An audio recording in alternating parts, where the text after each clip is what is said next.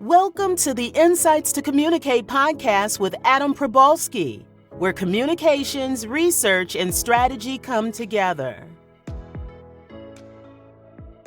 So yeah, Neil Kelly, he got it. And there's actually great video of, I don't know if you've ever, I'm sure people study it in your business, but the Janet Wynn recount election here in Orange County for county supervisor, where it was like down to, 1 vote and 3 votes and 6 votes. And so I was a part of that recount and I was in the room. If you go to the YouTube, you can see that recount. But also Neil kind of got it, like as a pollster, we look for certain things that most registrars don't publish. It's public information, but they don't publish it. And anytime I would reach out to Neil and say, look, Neil, I need the ballot label. Why don't you publish the ballot label? He'd be like, you know what? You're right, Adam. Everyone should have access to that. I'm going to publish it. So that's how I kind of got excited about local election officials. Wow, that's cool. That's very cool. So let's get started in a different way now. Tommy Gong, you are an election official at Contra Costa County. What's your official title? Deputy County Clerk-Recorder.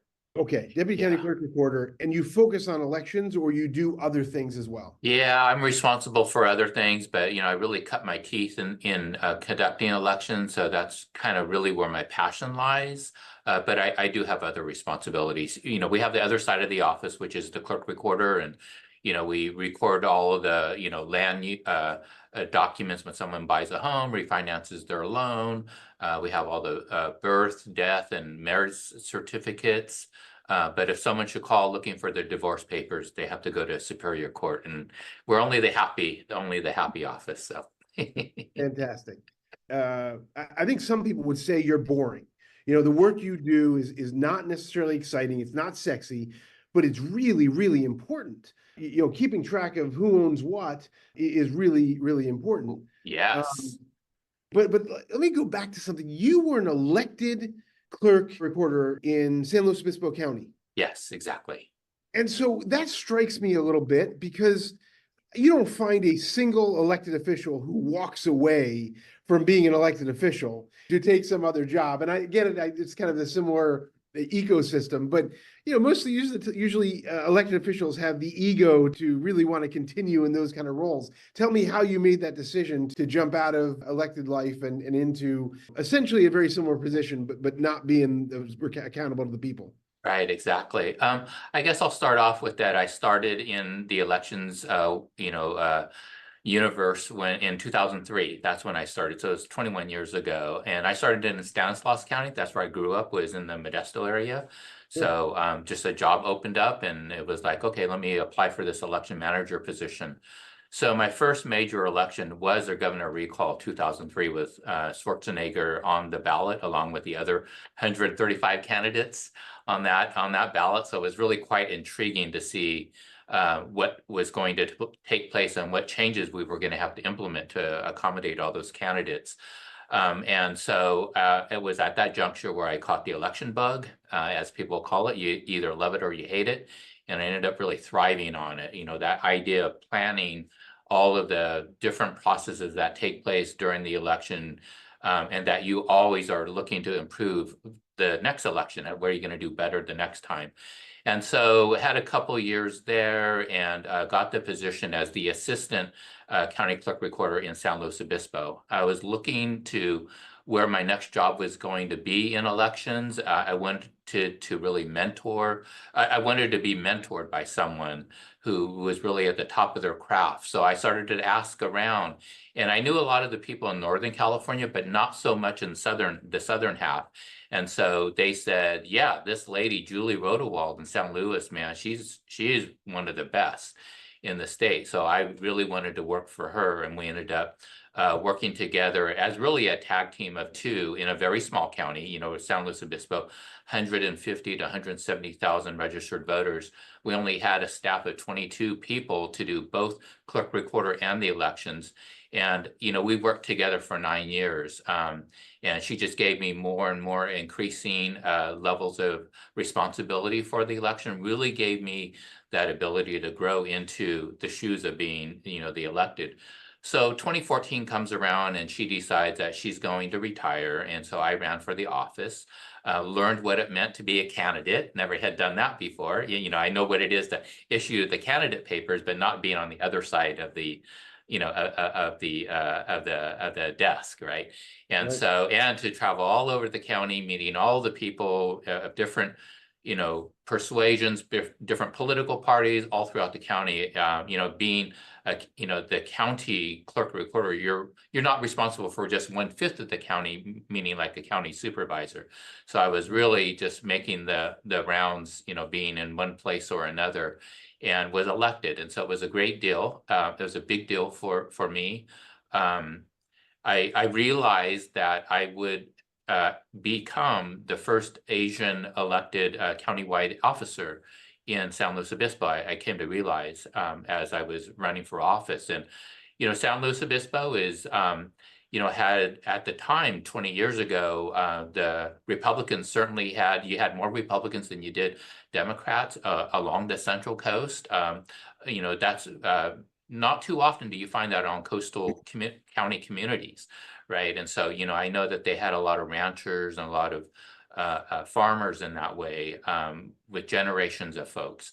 And but the tide had sort of changed during that time. The Democrats were making inroads, and by 2019, they actually exceeded the number of Republicans. And so that was a big to-do for them. But 2020 came around, and like everyone who's been in elections has a story to tell about how they dealt with the COVID pandemic, as we did. And, we had an early primary in California. And so this was before it was declared a major pandemic. So we were able to get through that primary election and complete the canvass before things were getting really bad across the country. But as things were getting really bad in these other states, you would see the cancellation of polling places. Poll workers were canceling. Everyone was scared for their life. And then you had the 6 feet distancing. And so the lines looked that much longer on TV, as they were showing the primaries in other states. So the Secretary of State's office decided that they needed to really talk about how California was going to pivot going into the November general. And what were all the different things we were going to study: vote by mail, study the polling place operation. What does it mean operating in your office? Keeping it safe for everyone, procuring all of the hand sanitizer and the mask and all that became a major production. We decided that one thing that happened was the governor did decree a couple of executive orders, which were, that polling counties could opt for a vote center operation from a traditional polling place. We were at 40% cancellations of our polling places and poll workers. So this would work for us to go from 76 locations down to 22. And that we would need all of the requisite equipment to operate like a vote center, all the electronic check-in equipment. It was a major undertaking. Little did I know, right? And Right. but we got it done in months' time. I'm talking like 3-4 months' time. We were able to get all of the laptops that were needed, all the ballot printers that were needed. We were able to, design the new polling place layout. Train the poll workers with the new procedures, and it went off without a hitch. It was a huge election for us. We had way more people voting by mail, which I think was indicative in California than by any other method. They returned more ballots in drop boxes than they did in the mail, because there was some question about the reliability of the mail in 2020 as well. And it's indicative, because I think about how we had a drop box that was part of our lobby, our county government center lobby. And I could always hear when someone would deposit a ballot in there, because the thing would kerplunk, right? You could hear it across the government center lobby. And that thing was going incessantly. From the morning I would arrive when it was dark at night, still dark in the morning, to late at night when I was still working late, I could hear that thing kerplunk, kerplunk, kerplunk. I could not believe how much, how many people were submitting their ballots that way, and the percentage of ballots coming through the mail. So we had an 88.35% return rate, turnout. And we also had an extensive voter outreach and education program, the first time I had ever had one in my career. So we had some grant money afforded to us. And so I said, okay, we're going to make a go of this and see, you know, I need to speak to as many clubs as I can and as many associations. We'll do some radio ads. We'll do some social media, digital ads. We'll work with the USPS on their informed delivery. There were just all sorts of different opportunities we had to be able to do that. And so we did do that. And I believe that was part of the reason why we had the high turnout. So tell me on that, what was the grant money? How much was that for? We had, so for specifically for outreach and education, that budget was 100,000. I had 50,000 for an individual to help me procure all that, and then 50,000 for advertising is what it ended up was our budget. Advertising, okay, and the 50,000, was that a consultant or an in-house person? How did you? It was a consultant. It was someone I had met through my leadership program in San Luis Obispo, and she was a Chamber of Commerce director, and she was having to recommend for the chamber board to fire her because they didn't have the membership renewals, you know, because of the COVID and everything. So I said, hey, I knew her. I knew how dynamic and energetic she was. And so I said, do you want to do this job for me? And she had the connections enough to be able to make this all happen. The digital ads, the this and that, radio ads. And I go into the radio station to, you know, record an ad. And so there was a lot of activity going on. And as a result, then the radio shows were like, hey, Tommy, we want you on for the 7 a.m. broadcast. You know, can you do this? Everything kind of to roll then as a result.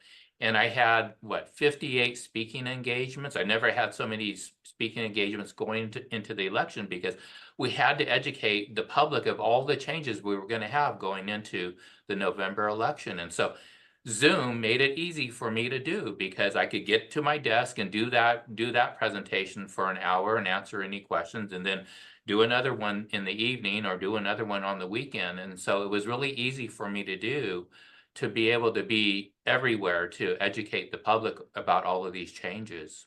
I feel like even this conversation, but obviously more so in the pandemic times, I think people might not understand the dynamic of having a job and have to functionally run the office and make sure elections go off without a hitch and make sure that all the other processes in your office work, and do this other full-time job, which is being a communicator. Yes. And so that's a really hard thing to balance sometimes, especially if you're doing so much communicating. Yes, absolutely. That was exactly, you know, the case. And it's even more challenging when you're in smaller county, right? So, you know, San Luis, you know, yeah, they consider it a medium small county, but, you know, I was actually looking at the number of staff we have compared to the number of registered voters, and our ratio was way down.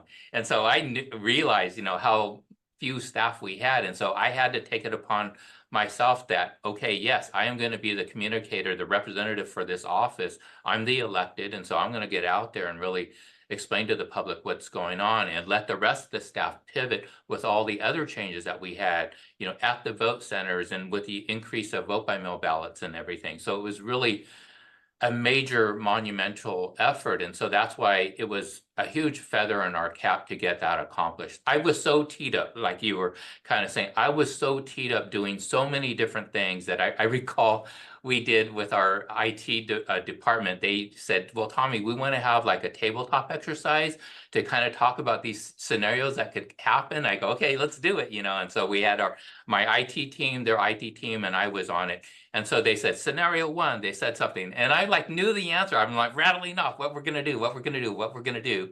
And they said, okay, great. Okay, we'll go on to question two. And so, you know, question two, I'm like, I'm teed up. I'm going to answer. This is what we're going to do. And so by the question three, it's like, okay, guys, the rest of the team has got to chime in here. But I was so prepared for that election because I was thinking about it, you know, day in and day out and all the new responsibilities that we had, that I really, you know, was ready to go on during that election. And so, yeah, it was really smooth election. We had 4 days of voting, you know, with these vote centers. The communications were flawless. You know, we did have, I recall we had generators, and there was a shortage of generators because of the COVID pandemic. And so I begged this one vendor, can you help me find any, and he goes, okay, let me make some phone calls. And so, late that day, he goes, man, you owe me a big favor. I got you 6. They're on a dock in New Jersey, and they're Hondas, from Japan. Yeah. And so, I told the lady there, you got to hold those for me and send them to California. And so we got those, and those were our backup plan. It was so crazy because those ended up being utilized for the refrigerator to keep the refrigerators cold for the COVID vaccines later after the election. So I told the county, after we're done with the election, yeah, certainly the county can use them for anything else they see the need for. So when we were, standing in line for the vaccination, it's like, hey, those are our generators that are powering up those refrigerators. So it just shows like how everything was just falling into place. So this 88.35% turnout, I really attribute to the turnout, to the outreach and education program that we did, because we really got it into the public consciousness of what we were doing, and people were ready to vote then, and they voted early too, was the other thing. So, and I tried to find a metric that would say, okay, maybe because we did have an extensive outreach and education program that we did better. So the metric, everyone had a better turnout than they've ever had before, right? Every county did. But what I looked for was, how did we place in the turnout between the 58 counties? And typically San Luis Obispo would place 12th. And so I looked at our ranking and we ranked 4th as a result. And so we did something right in order to raise that, that turnout compared to our neighbor, our other counties in California. So that sets the stage for what we accomplished in 2020. And so there were a couple of things that happened after the 2020 election and after January 6th. I had our local Republican Party want to meet with me, and so we did so via Zoom, and they requested for a forensic audit to be done on our voting machines. Little did I really know what that meant. It was not news yet in what was happening in Maricopa County, right? So I really didn't know like what they had in mind. But I'm the type of person, I would like to show and demonstrate to people that, yeah, if we could do a recount, a sample size recount, let's do it, right?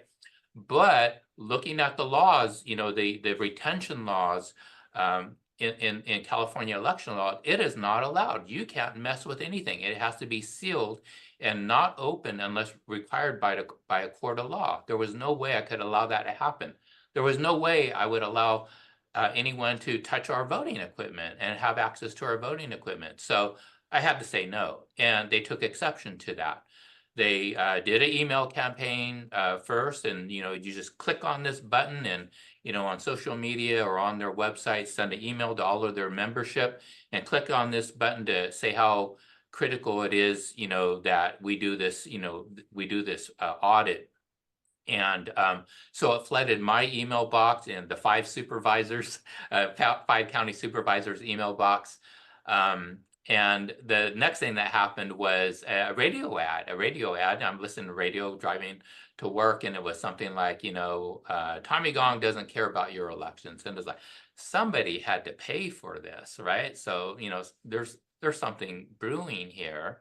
And then on May 4th, we had a Board of Supervisors meeting to report on like all the things we did for the election, all of the things, all of the safeguards, the testing requirements for our voting equipment, so people would understand, what takes place in California that way, and whether or not we were going to continue a vote center operation or go back to polling places. I was really kind of sitting on the fence on that because I realized how much work and how much it costs to do a vote center operation versus a polling place operation. So I was really kind of wanting to get some feedback on that.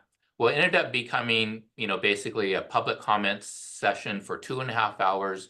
People were reading off of a script, kind of blasting me about this, not doing this forensic audit again. And, it was a long day. There was already a whole public comment session about COVID. So that took up all of the morning. And so this agenda item took place, I think, starting at 7 p.m. So we made our presentation, had 2.5 hours of public comment, of which somewhere around maybe 9:20, I forget exactly the time, someone's reading the script and then saying, I wonder if Tommy Gong is a secret member of the Chinese Communist Party. And it was just like, what? Wait, did we hear this right? We were kind of like, what? Because we're all, being in COVID, you couldn't be amongst each other. We were all in different rooms, like from the supervisors and everything. Right. So we're all in the cameras, and I was like, really? And so anyways, so truth, yeah, apparently the person did say that because, 3 of the supervisors apologized, that it got to that point. And so, that was happening. At the same time, I will say, I was saying to myself, what's more for me after doing everything I did in the 2020 election, what more is there? And I was saying to myself, there were a lot of openings across the state. People were retiring. And I was like really trying to wonder, like, well, what job should I apply for, And my sister, who lives in Contra Costa County, said, well, I was asking her, she goes, well, where do you want to live? Think about where you want to live. And I said, well, my folks are still in the Central Valley. And I said, and I couldn't see them, with all of the COVID. So it's kind of giving me a guilt trip. They're still around. And I said, man, being closer to mom and dad would mean a lot to me right now. I'm at that age right now and all. And so she goes, well, then I think you just answered it for yourself. So, being in the Bay Area has really been a blessing for me. It was a much smaller county, like I said, we were topped out at 175,000 registered voters in San Luis Obispo.